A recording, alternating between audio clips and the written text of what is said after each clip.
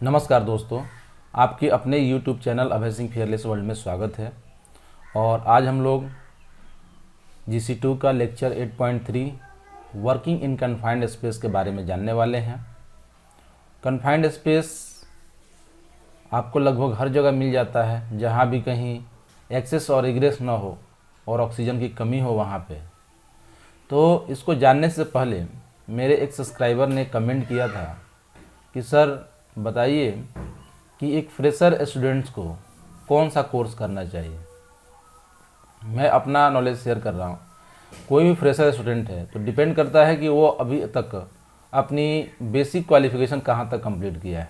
ठीक है, जैसे उसने इंटर किया है या ग्रेजुएशन किया है, मैकेनिकल इलेक्ट्रिकल इंजीनियरिंग किया है या BA या BSc किया हुआ है, जिस तरह का भी ग्रेजुएशन किया हुआ है ये उसके ऊपर डिपेंड करता है। अगर उसने किसी टेक्निकल या साइंस में ग्रेजुएशन किया हुआ है तो बेस्ट है कि वो जो है 1 ईयर डिप्लोमा इंडस्ट्रियल सेफ्टी कर ले, अगर इंडिया में काम करना है तो। और अगर आउट ऑफ इंडिया काम करना है तो निबोस, आईओस इस तरह का कोर्स कर ले, जो कि गल्फ़ में काफ़ी इसको लोग जानते हैं। और लगभग ऑल ओवर इंडिया जो है ऑल ओवर वर्ल्ड में इससे आपकी जॉब मिल सकती है। बट इंडिया में काम करना है तो इंडस्ट्रियल सेफ्टी या PG डिप्लोमा होता है, पोस्ट ग्रेजुएशन डिप्लोमा, जो कि इंडस्ट्रियल सेफ्टी में होता है, वो कर सकते हैं। लेकिन अगर आप अभी 10th या 12th में हैं, कंप्लीट कर चुके हैं इंटरमीडिएट, तो मैं बोलूँगा फायर एंड सेफ्टी का भी कोर्स होता है 4 ईयर का, उसमें आप एडमिशन ले लीजिए और अपना ग्रेजुएशन फायर एंड सेफ्टी में ही कंप्लीट कर लीजिए, अगर आपको सेफ्टी में ही रहना है तो वो भी अच्छा है। और अगर आप चाहते हैं कि नहीं केवल हम काम भी करते रहें, मतलब कि आप किसी सेक्टर में काम करते हैं, आपको सेफ्टी का नॉलेज चाहिए, तो निबोस, HSW, आईओस इस तरह का कोर्स कर लीजिए, ये भी काफ़ी हेल्पफुल है। या ब्रिटिश काउंसिल जो है इंटरनेशनल डिप्लोमा करवाता है, उसको भी आप कर सकते हैं। ठीक है, तो इस तरह के बहुत सारे कोर्स हैं। कुछ इंस्टीट्यूट ऐसे प्राइवेट इंस्टीट्यूट हैं जो कि गवर्नमेंट के द्वारा प्रमाणित जो है शॉर्ट टर्म के लिए डिप्लोमा करवा देते हैं इंडस्ट्रियल सेफ्टी में, जो कि किसी कहीं भी काम स्टार्ट करने के लिए इनफ होता है। आपके पास नॉलेज होता है, काम स्टार्ट कर सकते हैं। बट आप as a engineer, as a manager आप बाद में काम नहीं कर सकते हैं। बाद में अगर आप इसमें अच्छा करना चाहते हैं तो आप सर्टिफाइड मेंबरशिप हो सकते हैं। बहुत जैसे आईओएस, ग्रेड आईओएस है, बहुत सारे ऐसे संस्था है जिसमें आप मेंबरशिप ले सकते हैं। आप एक certified safety officer, safety engineer, safety manager बन सकते हैं। तो इस तरह का है कि आप कौन से लेवल पे हैं, उसके अनुसार आप जो है काम स्टार्ट कर सकते हैं। अगर आपको उससे बहुत अच्छा करना है तो गवर्नमेंट का RLI होता है, वो RLI जो है वो भी सेफ्टी का कोर्स करवाता है, वो काफ़ी अच्छा होता है। सेंट्रल गवर्नमेंट कराता है CLI, उसके इंस्टीट्यूट आप पता कर लीजिए, वहाँ से भी कर सकते हैं। तो ये सबसे टॉप में है कि RLI, CLI से अगर आप करते हैं, यानी गवर्नमेंट जो है आपको करवाती है 1 साल का कोर्स, और ये सबसे ज़्यादा मान्य हो जाता है। अगर ये नहीं कर सकते ना, तो आप जो है कम से कम किसी भी टेक्निकल बोर्ड हो या AICT हो, जैसे महाराष्ट्र टेक्निकल बोर्ड है, आंध्रा टेक्निकल बोर्ड है, इस तरह के बहुत सारे बोर्ड हैं, वहाँ से कर लीजिए। बहुत सारे इंस्टीट्यूट उससे मान्यता प्राप्त हैं, उनको अप्रूवल मिला हुआ है। ये आपको काफ़ी अच्छा रहेगा करियर के लिए। आपको फिर से दूसरा कोई कोर्स करने की ज़रूरत नहीं पड़ेगी अगर आप इंडिया में काम करना है तो। बट अगर आप बाहर जाना चाहते हो तो कर लो, ये भी इंडिया में भी करो, लेकिन आउट ऑफ इंडिया के लिए ये ज़्यादा इंपॉर्टेंट नहीं होगा वहाँ के लिए। वहाँ के लिए इंपॉर्टेंट तो ये सब जो जितने भी इंटरनेशनल लेवल के कोर्सेज़ हैं वही इंपॉर्टेंट होंगे, और उसके अलावा आपको वो भी करना पड़ेगा। अदरवाइज आप केवल आप विदेश मन बना लिए हो कि विदेश ही जाना है, तो इस तरह के जो इंटरनेशनल कोर्सेज है वो कर लीजिए। ताकि मैंने भी बहुत सारे, आप देखेंगे मुंबई में पेपर निकलता है एक एब्रॉड असाइनमेंट का, उसमें मैंने बहुत सारे ऐड देखे हैं जिसमें खासकर विदेश में जो है निबोस IGC, निबोस IGC, निबोस IGC मांगते हैं सेफ्टी के लिए। ठीक है ना, कई जगह पे निबोस डिप्लोमा भी मांगते हैं, अच्छा पोस्ट है तो अगर आप गल्फ़ के लिए मूड बनाए हैं ना, तो ये सबसे बेस्ट है। तो आइए देर ना करते हुए स्टार्ट करते हैं वर्किंग इन कन्फाइंड स्पेस। तो कन्फाइंड स्पेस सबसे पहले आइए देखते हैं कहते किसको हैं। इसका एक डिफिनेशन कैसे दे सकते हैं, तो कोई भी ऐसा प्लेस, एनी प्लेस, ठीक है ना, इंक्लूडिंग एनी चेम्बर, कोई भी चेम्बर हो, ठीक है ना, कोई टैंक हो, टैंक आप समझते ही हैं, इस तरह का टैंक होता है, ठीक है, ऊपर से थोड़ा ओपनिंग रहेगा, बंद रहेगा, कोई वैट हो साइलो हो, इस तरह का साइलो वगैरह होता है। पिट, पिट आप समझते ही हैं, जैसे गड्ढे वगैरह, ठीक है ना। और ट्रेंच, जैसे गड्ढा खो देते हैं ना, बहुत पतला गड्ढा, इसकी चौड़ाई कम होती है, इस तरह का, ठीक है ना, तो इस तरह का ट्रेंच बोलते हैं। पाइप्स आप समझते ही हैं, मोटे मोटे पाइप जो होते हैं। सीवर आप समझते हैं, जैसे आप देख रहे हैं नीचे में बहुत सारे मोटे मोटे पाइप में कचरे बहते रहते हैं। फ्लू और फ्लू पाइप वगैरह होते हैं। वेल, कुआं आप जानते ही हैं, जिसमें पानी निकाला जाता है, या इस तरह के ऑयल एंड गैस के वेल होते हैं। Other similar space in which by virtue of its enclose nature there arises a reasonably foreseeable specific reach, ठीक है ना। कोई भी आप, मैंने जो एग्जांपल बताया ना, ऐसा नहीं कि यही सारा चीज़, कोई भी ऐसा चीज़ जो है ना, कोई भी ऐसा जिसके इसका इनक्लोज नेचर के कारण, मतलब इतना घिरा हुआ है ना, इस तरह का कुछ घिरा हुआ है जिसमें इसमें ऑक्सीजन की कमी हो जाएगी, इसमें मतलब कि आदमी फंस सकता है, इस तरह का है, निकल नहीं सकता जल्दी आसानी से, ठीक है ना, आने जाने का रास्ता बहुत कठिन है। तो ऐसे कोई भी ऐसा प्लेस रहेगा ना, उसको हम कॉन्फाइंड स्पेस, ये आप खुद जजमेंट लेंगे ना कि क्या सही है क्या गलत है।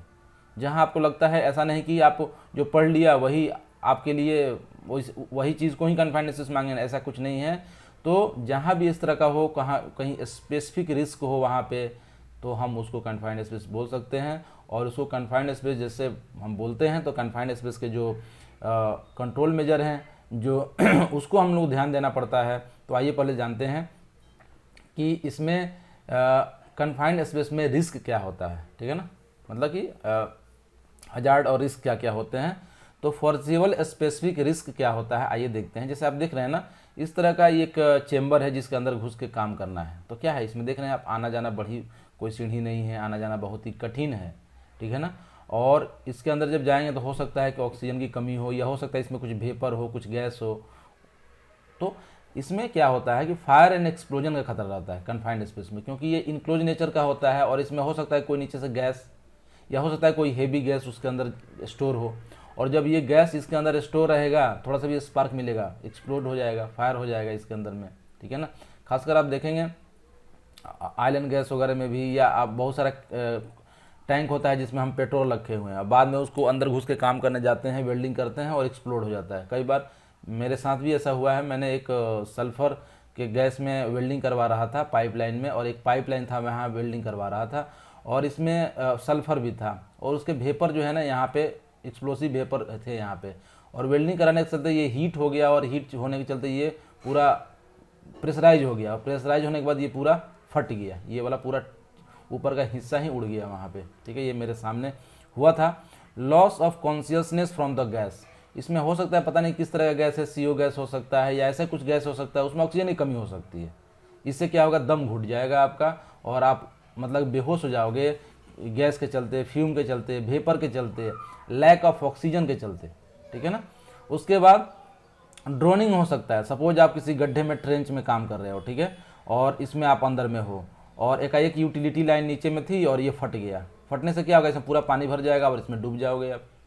इस तरह का भी हो जाता है। किसी टैंक में काम कर रहे हो, अचानक से कोई पाइप ओपन हो गया, ये पूरा लिक्विड इसमें अंदर आ जाएगा, आप इसमें डूब जाओगे, ये भी हो सकता है।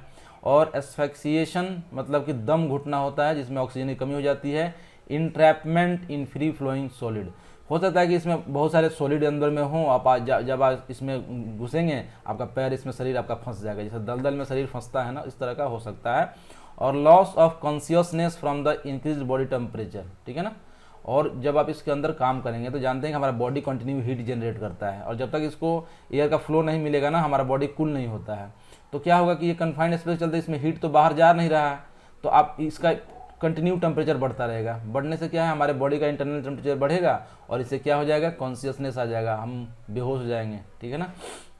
इस तरह का कुछ रिस्क, स्पेसिफिक रिस्क रहता है कन्फाइंड स्पेस में। तो क्या क्या फैक्टर कंसीडर करें अगर हमको काम करना है, तो किसी भी कन्फाइंड स्पेस में हमको पहले इन सब बातों को सोचना है। कन्फाइंड स्पेस में काम करने से पहले तो हमको डिसाइड करना है कि ये कन्फाइंड स्पेस है कि नहीं। कन्फाइंड स्पेस डिसाइड करने के मैंने बता दिया कि उसमें एक्सेस इग्रेस बहुत ही कठिन हो, ठीक है ना, और जिसके चलते उसमें ऑक्सीजन की कमी हो सकती है, हवा का फ्लो अच्छे से नहीं हो रहा है, इस तरह कुछ भी हो, तो ये आपको कन्फाइंड स्पेस उसको मान लेना है। और मानने के बाद आपको ये सब चीज़ ध्यान देना है, क्या चीज़, प्रीवियस कंटेंट, उसमें क्या था। जैसे मैंने एक टैंक में काम कराया, उसमें पहले से सल्फ़र था, और पूरे क्लीन कराने के बाद भी इसमें सल्फ़र बचा रहा, ठीक है, नीचे में। और ये सल्फर से कंटिन्यू स्मोक आ रहा है, ठीक है ना। तो ये पहले ध्यान देना है कि उसमें पहले से कौन सा था, उसी के अनुसार क्या होगा, उसमें उसके प्रीवियस कंटेंट रहेंगे। उसके बाद रेसिड्यू, क्लीन करने के बाद भी थोड़ा थोड़ा आप कोने में बच जाता है ये, और बाद में यही प्रॉब्लम होता है। कंटामिनेशन, जिसमें आप घुस रहे हैं ना, हो सकता है कि ये केमिकल ऐसा हो जो कि हमें प्रदूषित करे, हमारे मुंह में जाए, सांस में जाए, जिससे हमारा तबीयत खराब हो सकता है। तो ये सब भी ध्यान देना है।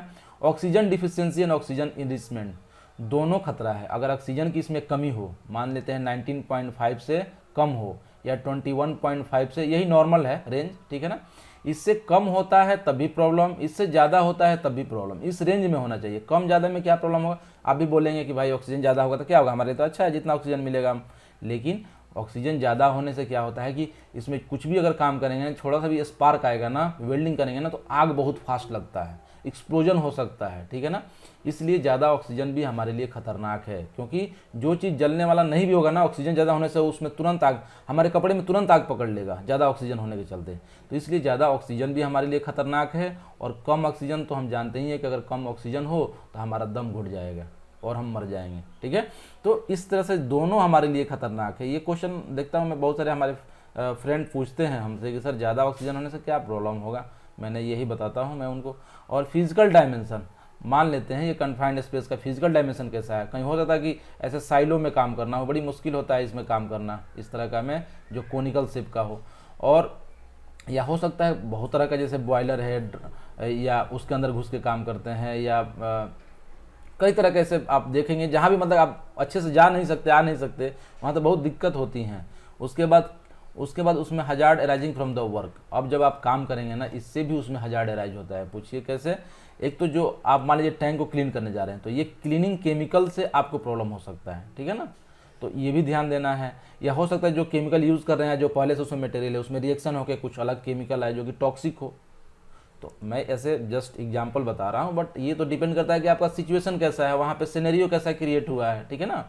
सोर्स ऑफ इग्निशन, मान लेते हैं कि आप कोई टूल्स ले जाके काम कर रहे हैं, सपोज आप यूज़ कर रहे हैं ये कोई बल्ब अंदर में लाइटिंग के लिए, तो उससे स्पार्क आ रहा है, तो उससे भी आग पकड़ सकता है अंदर में। तो जनरली 50 वोल्टेज के अंदर में ही जो लीगल रिक्वायरमेंट कहता है ना कि 50 वोल्टेज एसी से बिलो ही कन्फाइंड स्पेस में काम करना है, ज़्यादा वोल्टेज नहीं ले जाना है, ठीक है ना। और या डीसी जो है आप 110 तक ले जा सकते हैं, ऐसा कुछ है, ठीक है ना। मतलब जितना लो वोल्टेज रहे ना उतना अच्छा है कन्फाइंड स्पेस में, क्योंकि वहाँ पे बिजली का झटका नहीं, स्पार्क नहीं होगा। और जो लाइट भी इसके अंदर ले जाएंगे ना, वो भी एक्सप्लोसिव प्रूफ होना चाहिए, ठीक है ना। उस पर EX की मार्का उसमें मार्क होना चाहिए इस तरह का, ठीक है ना। आप देखेंगे मिलेगा। और इंक्रीजिंग टेम्परेचर, ये क्या करता है, बॉडी जो हम काम करें, जैसे इसमें अब वेल्डिंग करने लगे ना, इसमें वेल्डिंग करें तो क्या होगा, इसका टेम्परेचर कंटिन्यू बढ़ेगा और ये हमें प्रॉब्लम होगा, ठीक है ना। उसके बाद hazard from outside the space, outside जो पर्सन रहेगा उससे भी आउटसाइड स्पेस से क्या खतरे रहेंगे, देखें।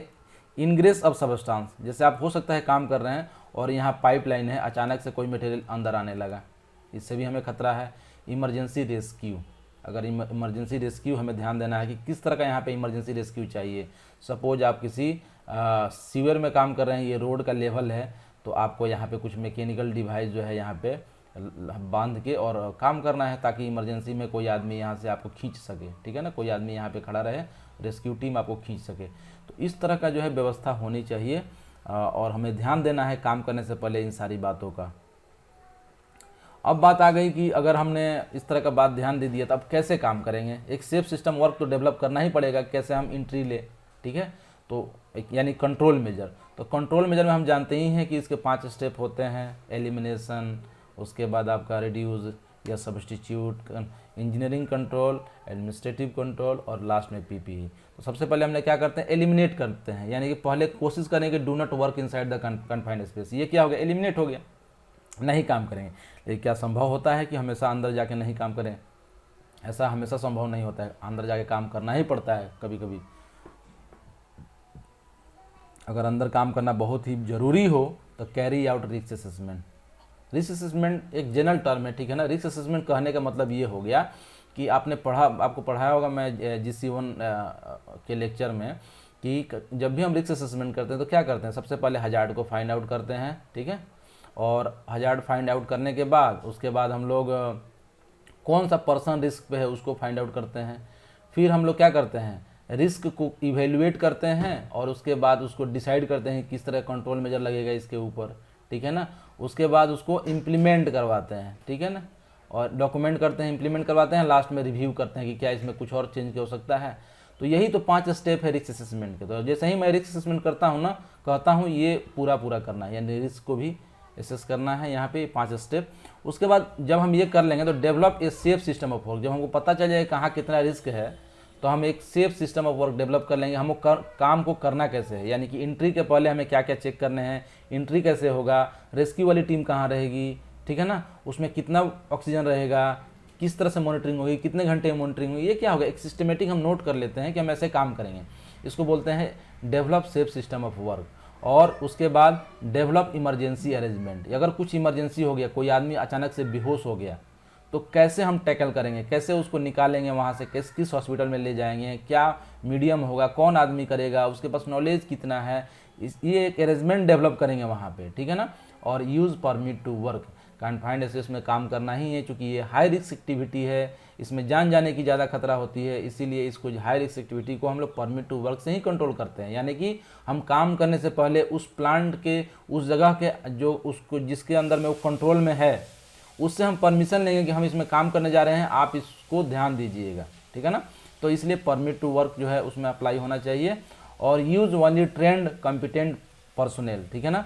जो भी आदमी कन्फाइंड स्पेस में काम करेंगे वो तो ट्रेंड होनी चाहिए। कॉम्पिटेंट मतलब नॉलेज, एक्सपीरियंस, ट्रेनिंग उनके पास होनी ही चाहिए, नहीं रहेगा तो कैसे काम कर पाएंगे अंदर में। सेफ सिस्टम वर्क और एंट्री में हमें ये भी ध्यान देना है कि सुपरविजन कितनी रिक्वायर्ड है ना, हमेशा सुपरविजन ध्यान देना है, ठीक है। सारे लोगों की कॉम्पिटेंसी होनी चाहिए, ठीक है ना, प्रॉपर कम्युनिकेशन होना चाहिए। जैसे वाकी टाकी का यूज़ करते हैं, अंदर में भी वाकी टाकी रहता है, बाहर में वाकी टाकी रहता है, और एक दूसरे से बात करते हैं, या दूसरा कोई मीडियम अगर दिख रहा है तो हम इशारे से भी बात कर सकते हैं, हैंड सिग्नल के द्वारा। और एंट्री होने के पहले एटमॉस्फेरिक टेस्टिंग मॉनिटरिंग बहुत ज़रूरी है। जब भी आप इंटर करें तो ऑक्सीजन चेक कर लें, कोई दूसरा गैस है, मान लेते हैं मीथेन है, तो मीथेन जो है फार्मूला क्या होता है पता नहीं, ऑक्सीजन चेक कर ले, मीथेन चेक कर ले, उसमें CO का कंटेंट है वो चेक कर ले, H2S का कंटेंट वो चेक कर ले। और उसके बाद आप जो है और भी बहुत सारे जो है, अब जैसे मैं जो चेक करता था अमोनिया चेक करता था, ठीक है ना। इसके पहले और भी अगर जिस तरह का वहाँ गैस है ना उस तरह का डिटेक्टर ले आएँ, उसको चेक करके और उसको पता करेंगे ना कि उसका कितना उसमें है कंटेंट, यानी कि इसको PPM में मेजर करते हैं। और ये इसका लोअर लेवल और अपर लेवल आप नेट में देख लेंगे, पता चल जाएगा कितना लेवल में हम लोग काम कर सकते हैं, उसके बिलो ही होना है, ठीक है ना। रिमूवल ऑफ रेसिड्यूज, जो भी उसमें पहले से बचे हुए हैं उसको रिमूव करना है। वेंटिलेशन, ये देखिए मैं छोड़ रहा हूँ, वेंटिलेशन इंपॉर्टेंट है, क्योंकि जैसे ये मान लेते हैं कन्फाइंड स्पेस है और इसमें वेंटिलेशन करने के लिए क्या करते हैं हम लोग, यहाँ एक फ़ैन लगा देते हैं और ये फ़ैन बाहर से पावर रहता है और ये फैन चलते रहता है, यहाँ पे ऊपर में ओपन है, हवा का फ्लो कंटिन्यू चलता रहेगा। तो मैकेनिकल वेंटिलेशन या नेचुरल वेंटिलेशन भी कर सकते हैं अगर इस तरह का व्यवस्था है तो। उसका सारे वेंट ओपन कर दें, सारे उसके डोर ओपन कर दें, जिससे कि चलते उसमें एयर का फ्लो होता रहे। और रिमूवल ऑफ रेसिड्यू और isolation and lock of. Isolation and lock of क्या होता है कि आइसोलेशन में होता है जैसे कि हम इसमें बहुत सारे पाइपलाइन गए हुए हैं, एक टैंक है, जैसे यहाँ बनाता हूँ मैं, एक टैंक है, ठीक है ना, और इसमें बहुत सारे पाइपलाइन इसके अंदर गए हुए हैं और इसको क्लीन करना है, तो इसको आइसोलेट करना है। आइसोलेट करने का मतलब यहाँ पे आप वाल्व रहता है यहाँ पे, इसको बंद कर देना है, बंद करके इसको या तो इसमें प्लेट डाल देना है, एक डमी प्लेट, जिसके चलते कोई भी केमिकल इसके अंदर न जाए, ठीक है ना। इसको बोलते हैं आइसोलेशन, ये पॉजिटिव आइसोलेशन हो गया, ठीक है ना। और लॉक ऑफ मतलब इसमें लोटो लगा दे, इसमें एक ताला लगा दें, और ये ताला का चाबी किसके पास रहेगा, जो इसके अंदर आदमी काम करेगा, यानी काम करने के बाद इसको खोलेगा फिर इसको चालू कर सकता है। तो इस तरह से lock of in feeds and out feeds, ठीक है ना। ये जैसे फीड इन है और एक आउट फीड हो गया, जैसे कि यहाँ से कोई केमिकल बाहर जाने वाला है तो यहाँ भी इसको इस वाल में लॉक कर दे ताले को, ठीक है ना। तो इस तरह से हम इसको क्या करते हैं, आइसोलेट कर रहे हैं, ठीक है ना। फिर आइसोलेशन कर रहे हैं, लॉकअप ऑफ इलेक्ट्रिकल और मैकेनिकल हजार्ड। जैसे मान लेते हैं कोई इसमें मोटर है, इस टैंक के अंदर में कोई मोटर है, ठीक है ना, और इस मोटर को हमको क्या करना है, इसमें तार पावर सप्लाई इलेक्ट्रिसिटी का, तो हम यहाँ जहाँ पैनल रहेगा ना वहाँ पे इसको पावर को कट करेंगे और पावर कट करने के बाद जो है हम इसमें ताला लगा देंगे, ठीक है ना। और इसकी चाबी किसके पास, जो आदमी काम कर रहा है। तो ये क्या होगा, इलेक्ट्रिकल एनर्जी को आइसोलेशन हो गया। मैकेनिकल कोई हजार्ड है जैसे मूविंग पार्ट्स वगैरह हैं, कोई मशीनरी हैं, तो उसको भी हम वैसे ही लॉक कर देंगे, ठीक है ना। जैसे उसका व्हील है ना, उसको व्हील को एक जगह लॉक कर देंगे ताकि वो चलेगा ही नहीं। उसके बाद पीपी, कन्फाइंड स्पेस में काम करने के लिए पीपी बहुत ज़रूरी है। जैसे आपको अगर केमिकल नीचे है तो गम बूट वगैरह ज़रूरी है। पीपी में जैसे कि आपको मास्क ज़रूरी है, अगर उस तरह का कुछ कंटामिनेशन नाक में जा सकता है तो ग्लव्स ज़रूरी है। कई जगह पे देखता हूँ कि ऑक्सीजन जो है वो कंटिन्यू सप्लाई देने वाला ब्रीथिंग एपरेटस की ज़रूरत पड़ती है, एप्रोन की ज़रूरत पड़ती है। वो डिपेंड करता है कि कौन सा सिचुएशन है, ठीक है ना। तो आप ये देखना पीपीई की भी उसमें ध्यान देना पड़ता है जब safe system of work develop करते हैं उस टाइम में। तो और एक्सेस इन इग्रेस के लिए ना, जैसे कि मान लीजिए हमें ऊपर से इन करना है यहाँ पे, तो सीढ़ी की व्यवस्था होनी चाहिए, ठीक है ना, आने जाने के लिए, ऊपर से नीचे उतरने के लिए। जैसे मान लीजिए हम कहीं ग्राउंड लेवल है और इसमें पिट में काम कर रहे हैं, इस तरह का पिट में, तो हमें उसके उतरने के लिए सीढ़ी की आवश्यकता होगी इसमें, ठीक है ना। तो ये हमें ध्यान देना है कि हम एक्सेस और इग्रेस हो वहाँ पे, नहीं तो इस पर हम रस्सी के थ्रू हम किसी आदमी को ऊपर नीचे करेंगे, ठीक है ना। लाइटिंग, इसके अंदर अगर काम करने जानते हैं कन्फाइंड स्पेस पे, जब हवा नहीं जा सकता है तो लाइट भी बहुत कम ही हो जाता होगा। तो लाइट उसके अंदर प्रॉपर होनी चाहिए, है ना, ताकि दिख पाए कि हम काम क्या कर रहे हैं और क्या क्या खतरे हैं आसपास में। सूटेबिलिटी ऑफ इंडिविजुअल, जो इंडिविजुअल उसके अंदर काम कर रहा हो ना, वो उसके लिए सूटेबल होना चाहिए, यानी कि उसमें फुर्ती, मोटा पतला, वो डिपेंड कॉम्पिटेंसी, ठीक है ना, उस तरह के उसमें एबिलिटी है कि वो अंदर जा सके, अंदर बाहर आ सके। उसके बाद जो है उसका फिजिकल कंडीशन ठीक हो, यानी कि सांस वास लेने में कोई ज़्यादा दिक्कत ना हो। ऐसे लोगों को नहीं भेजें क्योंकि ऑक्सीजन की कमी होगी तो पहले ही मर जाएगा। इमरजेंसी रेस्क्यू एंड प्रोसीजर जो है मैंने बताया कि वहाँ पे स्ट्रेचर और एक सेल्फ ब्रीथिंग एपरेटस आता है जो कि पोर्टेबल होता है, जिसको हम तुरंत किसी को रेस्क्यू कर सकते हैं, ठीक है ना। इस तरह का अरेंजमेंट वहाँ पे होना चाहिए। रेस्क्यू किट होना रहे तो और अच्छी बात है। तो आई होप आपको ये कन्फाइंड स्पेस का वीडियो अच्छा लगा होगा। मैंने वो सारे चीज़ जनरल में डिस्कस किया जो कि एक कन्फाइंड स्पेस के लिए ज़रूरी है। और आई होप जो है आप निबोस में तो ये जनरली सारे क्वेश्चन रहते हैं और इसमें आपको नॉलेज लेना है। मैं क्या बोल रहा हूँ, अगर इसको याद करना है ना, तो याद करने का तरीका क्या होता है ना, जैसे आपने आप सो जाओ और सोचो कि मैंने कन्फाइंड स्पेस में क्या पढ़ा, और साथ में सोचो कि कन्फाइंड स्पेस होता क्या। आप खुद का इमेजिनेशन जब करोगे ना कि कन्फाइंड स्पेस में क्यों बोला गया है इसको, इसमें क्या कमी है, मान लेते हम कहीं इसी जगह पे काम कराना है तो हमें क्या क्या ध्यान देनी चाहिए, इस तरह के जब आप सो के सोचोगे ना तो हमें लगता है कि मैक्सिमम चीज़ें जो है आपके दिमाग में चला जाता है। ऐसे पढ़ोगे और छोड़ दोगे तो फिर भूल जाओगे, मेरा मानना है। आप इसके बाद साथ में इसमें नेट में सर्च करो, बहुत सारे एनिमेशन देखो, धीरे धीरे करते करते ना ये आपके दिमाग में परमानेंट बैठ जाएगा। मेरा मानना है ना कि जितना आप समय देते हो ना उतना ही आप ज़्यादा किसी चीज़ को याद कर पाते हो, ये प्रोपोर्शनल है। तो मेरा ये आइडिया है, अगर आपको पसंद आया, यहाँ तक देख चुके हैं, कमेंट जरूर करें ताकि हमें मालूम चले कि आपने यहाँ तक देख लिया। Thanks for watching.